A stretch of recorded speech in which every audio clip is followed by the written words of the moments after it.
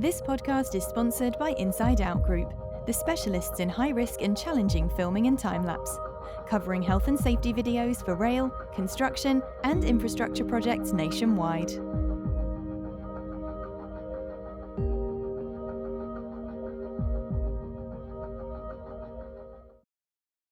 And we're live. Welcome to this week's Safer Than Your Average. On the show this week, we have Sheldon. Sheldon, if you just want to come in and introduce yourself. Yeah, thank you. I am Sheldon Primus. I'm the host of the Safety Consultant Podcast with Sheldon Primus. That's an easy one to remember, right? I'm a safety consultant by trade, and what that means is truly I go out there and I help clients first with usually it's compliance first, and then after a while they start thinking about safety culture. But I'm based in the U.S., so compliance is really a big thing with our OSHA. So with the OSHA compliance, I help them out with that part first, and then I get some clients that are like, all right, we're good with the compliance part. Let's go ahead and start doing some extra stuff to get some safety culture. And that's really what I love seeing that turn. So I help them through that process, and then I also mentor people who want to be safety consultants. I help them out and tell them, all right, you know your safety chops, let's help you do the business behind the safety part so that you could still run a good business and you do the safety. So that's the impetus of that show, Safety Consultant. Brilliant.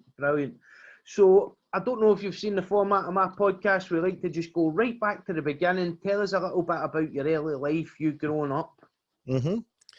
For me, I am the youngest of five, and Wow. 5 kids. Yeah, my family's from British Guyana, so that's South America. We are the English-speaking country in South America. So all of my 2 brothers, 2 sisters, mom, dad, they were all born in Guyana. My parents moved to America in like late 60s, early 70s, and they're right around the 70 mark. They were trying to figure out how to get residency, how to become American citizens, and they couldn't quite figure it out. All the pathways were closed, and they're like, oh, I got it, let's have a baby. And back then in the 70s is, easy, because then I was born in 71. So with an American born child, they basically ushered in the paperwork for all the family, my brothers and my sister and my parents. So they all got in there. We lived in Queens, New York.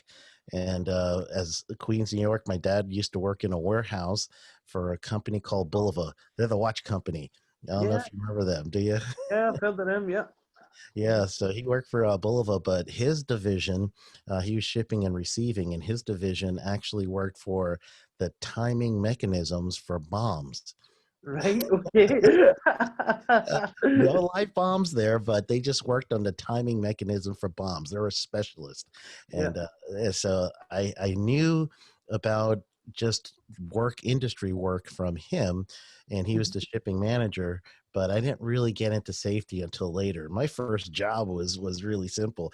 I was selling newspapers when I was a kid for the Daily News in high school. That was like my first real job, and that living in New York City, the Daily News was one of these, one of 3 major newspapers, and all I had to do was pick up the phone and say, can I offer you a daily news? And then they hang up. Can I offer you a subscription? They hang up. It was demoralizing, man. It was just terrible. And later on, I was able to get into doing some work in manufacturing. And then that was for a cabinet factory. And that's when I moved to Florida. So I had moved to Florida, where I currently live. But at that time, it was 89. But I graduated in 1989. Steve, come on, tell me you're born. You weren't born then, or were you born then? I don't know. No, I was born before that. 85, I was born. So okay, yeah. I wasn't sure because you look young, so I'm thinking, you're like my nephew's ages. So I don't know if that's too old for you. I'm the old guy in the room these days. Quite funny, you're the second cabinet maker that we've had on that turned to safety as a profession, so that's pretty interesting. Yeah. I wonder if there's a report on that or something, some sort of something that says this is the path to safety. Yeah. So, surely when I started doing that job in Orlando, one of the other ones that I was doing just before that was delivery driving produce. So I had to go through Orlando with a refrigerator truck going from restaurant to grocery stores and dropping off produce. And those were small grocery stores, not the big ones because they had their own. But that was my job for quite a bit until I started thinking I need a career, not just a job. Mhm. And so I looked up for City of Orlando. They were hiring recycling helpers, the guys who jumped on the recycling trucks and the garbage trucks. And I'm like, all right, I'll do it. It's a possibility they might hire me, so I'll do it. And I started doing that job for a while. I had young legs, young back, jumping off the trucks, running beside there, throwing in the garbage in the back of the truck, and then hanging on for dear life as you get to the next stop. So that was my job for a while until they saw a posting that says wastewater operator apprentice. And I didn't know what wastewater was. I didn't know what an apprentice was. I kind of had an idea that you just learn under somebody. So I just decided I was going to go for it. So I went for it and I got accepted as a wastewater apprentice. And that was with the city of Orlando. And I actually loved the field. I started in roughly 94, excuse me, 90, no, 92, 92 or 93, right around there. And then they asked me when I was a operator after my first 2 years if you wanted to be the safety officer of this plant. And the plant was a 8 million gallon plant of water that it would be treating every day. I don't know the liter conversion for that, but it was 8 million gallons of water treated every day. And when you're in one of the utilities, you're dealing with underground utilities, you're dealing with pretty much piping, excavation, hazards of hydrogen sulfides, methanes, you're dealing with permit required confined space, fall protection, chlorine gas is what we had at the time. So I had to deal with chlorine gas safety and all that. And then they asked me 2 years in, hey, we need a safety guy. Do you want to be safety? And I was like, okay, sure. I get an office, I get a card so I could buy safety gear. And then they gave me time every day to go ahead and sit in my office and prepare for safety. And oh man, this is awesome. I get out of the Florida heat. I get to sit in an office. And then I actually had to work. I had to do safety. That part, I didn't know what to do. So they sent me to an OSHA class, and this was right around 95, 96. They sent me to an OSHA class, and I learned a little bit. But how America's OSHA works is if there is no state plan, meaning Florida OSHA, Tennessee OSHA, California OSHA, then that means that the public sector workers for cities, counties, parishes, villages, those city, county workers, municipal workers, teachers, any of them, they are exempt from OSHA. So that means they do not have any representation for safety and health except their bosses, except the county, the city, or parish, or whoever they work for. That was tough. I couldn't get buy-in because some people like, OSHA doesn't come here. We don't have an OSHA. And I'm trying to tell them, hey, we should follow this just as a basis.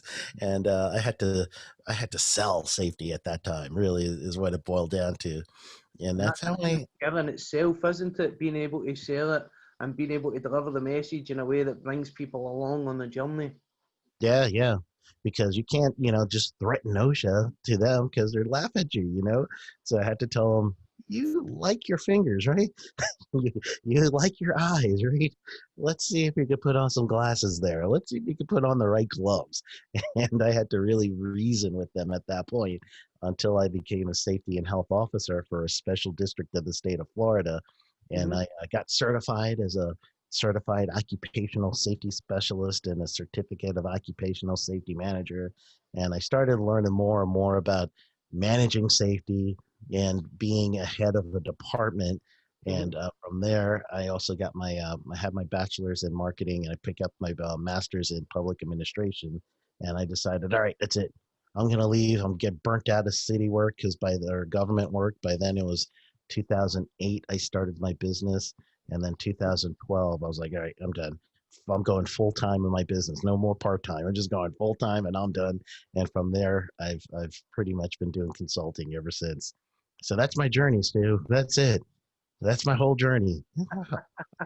So what Thank you. kind of Good night. consulting do you do at the moment then, Sheldon? Where are you at? What kind of businesses do you consult to?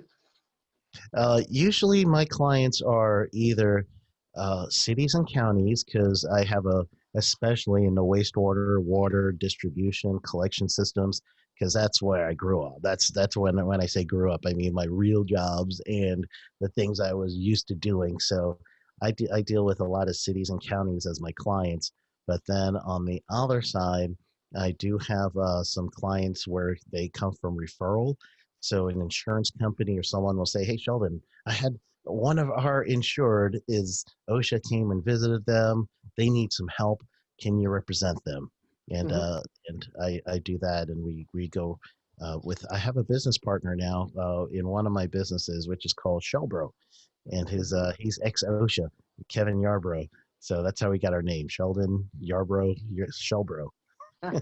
Brilliant, brilliant. Yeah, so we represent people. We go to OSHA, we do informal conferences, and we really try to make sure that, practically speaking, we're going to do our best to make sure our clients get as little penalty dollar wise as possible. But Mhm, what means more to us is that the workers are going to have a practical safety system that is going to help them want to do things that are going to keep them safe. So that's the balance that you got to keep, right? You got to make sure that people stay compliant, but you want to make sure that the workers feel like they're participating in safety and this is in their best interest and it's something they like to do. And so we try to teach them that part, the clients. mhm. So what's been the biggest challenge in your career so far then, Sheldon? Right now, the challenge is COVID-19, right? That's, Yeah, yeah. it's so funny how a novel virus can also all of a sudden have so many experts in the safety and health field. Mhm. Everybody's an expert at COVID, and we're coming up with COVID plans and everything else. And we're like, hold on, this is novel. It just came out. How we get all these mechanisms for keeping everyone safe and reopening plans? And I believe it's possible, obviously, because I'm even helping my clients with that. But the hardest struggle right now, and maybe I might have a struggle A and a struggle B, or or a challenge A and a challenge B. So the challenge A would be for that COVID-19, getting everybody thinking, all right, let's go back to hazard control, hazard control, and let's get a good information of the hazard. I know the information changes from the epidemiologists from time to time, and we got to get used to what the new recommendations are. Uh, Yeah. but then we got to figure out the control part, and then on the other side, the other safety challenge I'm getting right now is truly making sure that I get everyone, including people who are trying to be safety consultants. I really want them to start thinking about you as an individual, you as a person. You get burnt out in safety. You could get burnt out as being your own boss if you Mhm. don't really like take the time to cultivate yourself. And that's yeah, it's not direct safety, but I think overall, when you think about your mentality, if you don't spend time with your partner, well, how good are you going to be for everyone else, right? Yeah, yeah, So, yeah. or Mental health yourself. is a massive area that should fall into the remit of the occupational health and safety practitioner to promote and be able to have those difficult conversations and speak up about mental health is really, really important. A lot Mhm. of organisations in the UK are going down the road of having people trained in the business to be mental health first aiders, to be able to recognise the signs, give a bit of advice and guidance, and then direct them to a support function should they require it. I like that word. Mental health first responders, did you Yep, say? yep, first aider, yep. Really? That's good. I never heard it that way. Mm-hmm. We don't think of it in that sense here. We Mm-hmm. really, I did interview a guy once on my podcast, a good friend of mine, Ari Copeland, and he talked about psychological safety. Mm-hmm. And it's something which, it could be akin to what you're saying there. But I like that. That's a good phrase. Is that common in the UK? Yeah, a lot of the big organisations are now starting to move towards having mental health first aid practitioners in the organisation. They'll go on a training course from someone that can teach them all of the signs of somebody that's maybe struggling with a mental problem. They give them a bit of training on how to be able to engage with someone that's maybe suffering from stress and anxiety or depression, and then they give them the tools in the organisation to be able to refer them on. Some businesses even have the kind of counselling based services that they can then refer the people onto for free counselling for what they're Oh. suffering from. So it's really good, really positive. It works in a lot of big organisations in the UK. Yeah, that's great because one of the positions I held before I went on my own was I was part of I was the plant manager of one of the wastewater facilities that we had in South Florida. So as a plant manager, I had responsibilities for my uh, pretty much frontline supervisors. I was over them, and then from the frontline supervisors, everyone that they were supervising was over. I was over them as well. So uh, I had to hire and fire and disciplinary actions and had to do performance improvement plans. And I had to kind of notice when someone was out of character and trying to figure out, hey, I know I'm supposed to be writing you up right now, but what's wrong? It's not like you. Something's going on. And some of the things that I would hear back is like people, truly it's hard to separate home from work sometimes, and then that could lead to a unsafe situation or a hazardous situation because someone is physically not, or I should say mentally not there. So then their physical actions can be something that would be risk taking. I'm glad that there's a concerted effort for that. Well, that probably butts onto a nice piece of work that I've done with a guy called Dr. Stephen Fletcher. He's an absolutely fantastic psychologist, and I'm going to have him on the podcast in a few weeks' time, hopefully, if he gets some gaps in his diary. We went on a bit of a campaign when I worked in the rail industry to look at non-technical skills, investigatory techniques for accidents and incidents. Mm-hmm. So if you imagine a person that you give them the training to be able to fulfill their role, that's you facilitating them to get the technical skill. But if the non-technical skill of being able to retain and recall information is missing, no matter how many times you train them in the task, they won't be able to recall or retain the information that you're telling them in the first place. So it's all about being able to draw these out using a certain investigation technique and a line of kind of questioning that you go in, and it takes you on a whole different kind of journey.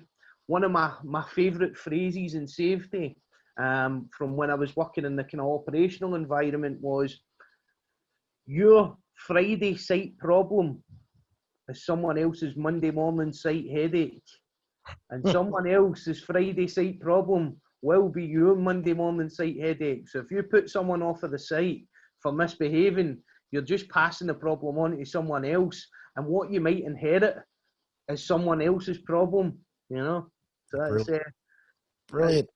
a mindset that I've always had across my career when I've been working in that kind of operational environment and someone's done something wrong. I always like to take myself out of the position that they're in and go into what would they be thinking in the lead up to this? How would they feel? What would be the emotion around the decision that they made to do this? Was it a willful act? Were they going out there to intentionally do something stupid? And I don't think I've ever had someone that's intentionally went out recklessly with the intention that I'm really going to do something bad here. Normally other factors that lead up to the poor decision making that then leads them into the incident situation. Mm-hmm. And there's so many, there's just so many different incident investigation tools and models and, 5 whys. And if you were to start using, there's Taproot and other products that you could use.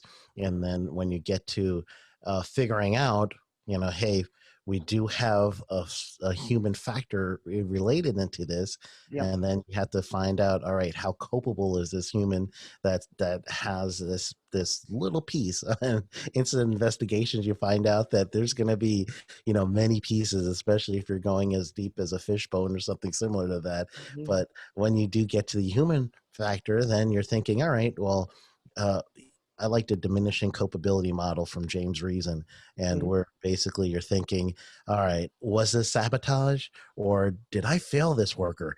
Did Yep. I Yep. truly fail this worker and didn't train them right, didn't give them everything that they need?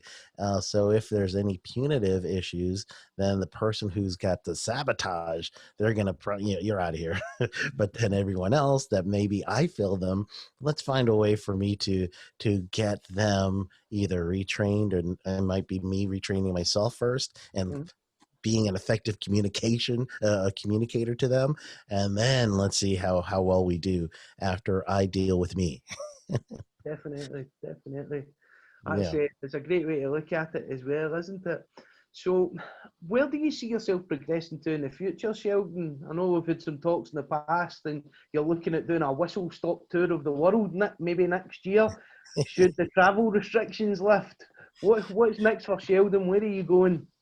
Yeah, so should that travel restriction lift, my wife and I already be thinking. I've been looking at everything. Like even today, I'm looking at French Polynesia. Where is that? And where can I go? And Scotland, of course, is on Excellent. the list. Yep. Is and that's I've already been doing most of the things that I can online. So chances are I'm going to be doing more and more online events so Mhm. that I don't have to be physically in a place much more than I need to be.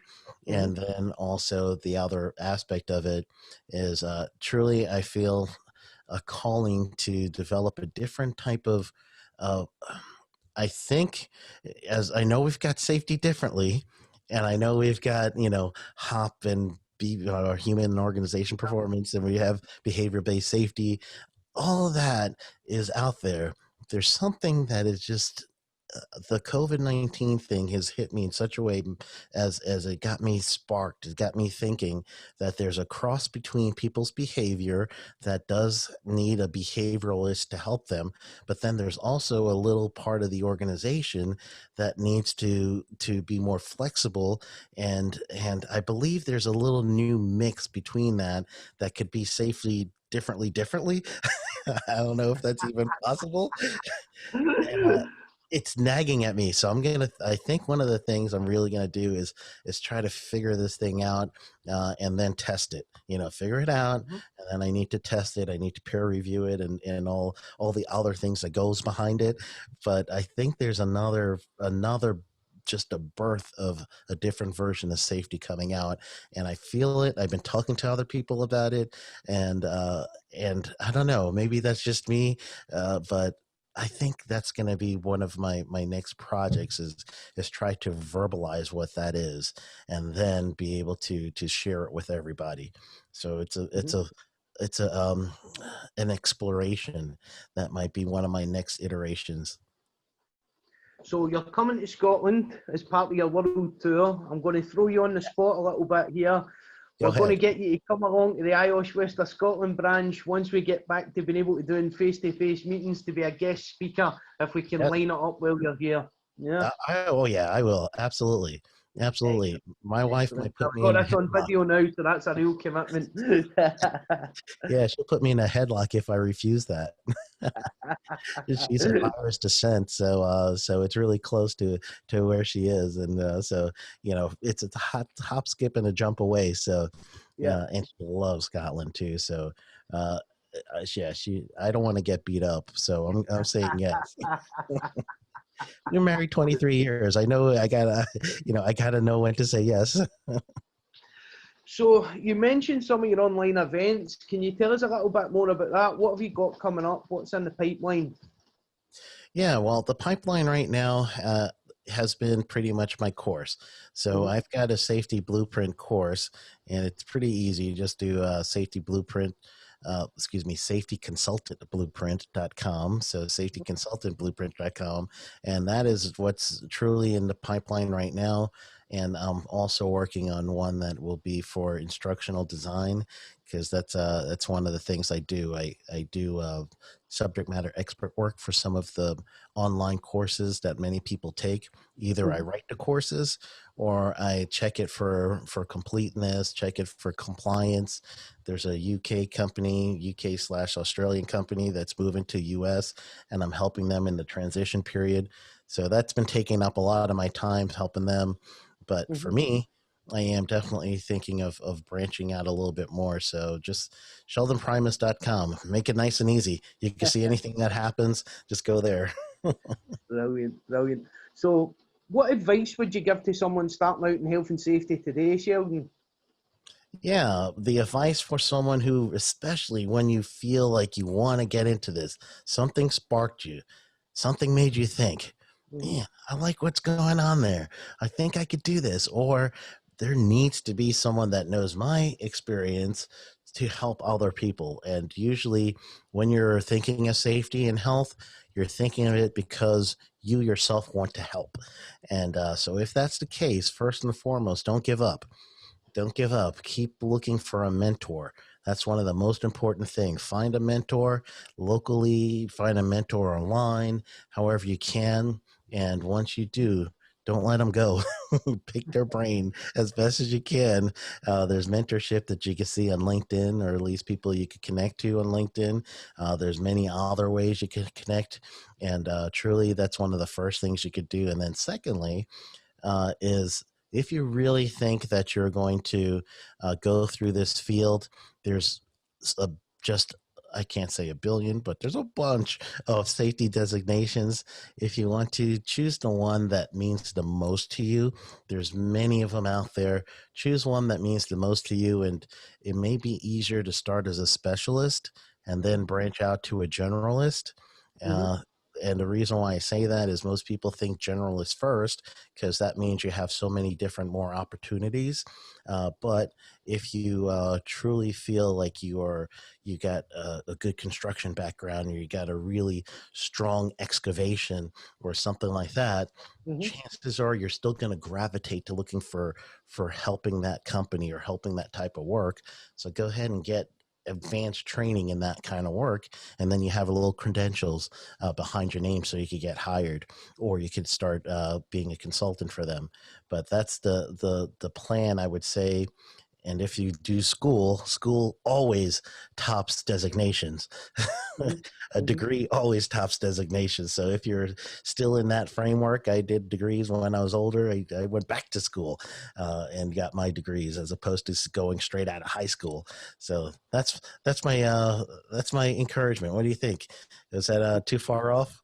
No, I think that's absolutely perfect. Thank you very much. And thank you for coming on the show, Sheldon. I really appreciate you giving up your time to come and talk to us. I appreciate it. This was awesome. Thank you so much for having me. Thanks, Sheldon. This podcast is sponsored by Inside Out Group, the specialists in high-risk and challenging filming and time-lapse, covering health and safety videos for rail, construction, and infrastructure projects nationwide.